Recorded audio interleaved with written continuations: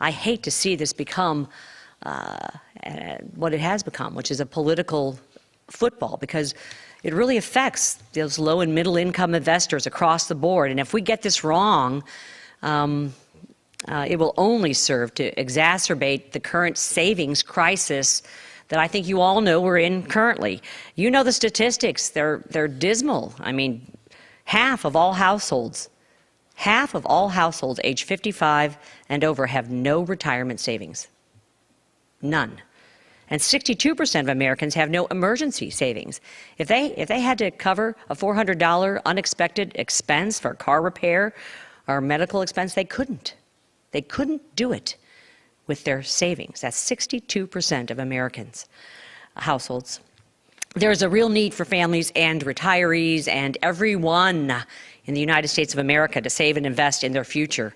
And we should be making that kind of advice, the best advice, give them the best advice that they can based on their needs. We all must be safeguarding, and there was some discussion of it on this last panel, the best interest standards of a retail investor. You have your customers' best interests at heart. Of course you do.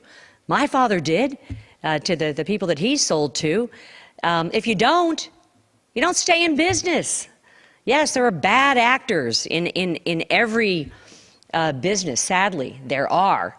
But I refuse to let anybody characterize those that are out there trying to help people save for the future, that they're snake oil dealers, or that they don't have their customers or their clients' best interest at heart. The best interest that I have at heart is that retail investor. That was me when I was working for groceries, and we had to save and pay ourselves every single month, and we're looking for that affordable advice as a young earner with one car and two lonely paychecks that barely made ends meet. Protecting investors is vital work, and that's why I've always been laser focused on this subject. Too often, though, our opposition is not, and they see it quite differently. I had a New York Times editorial, which I'd been carrying around, finally get a chance to use this quote. It was recent, and they wrote, quote, "Wall Street wants to keep selling investments that make the most money for Wall Street, and it can't do that if strong fiduciary standards are in place." Sadly, once again, the New York Times is completely off base. They just do not get it.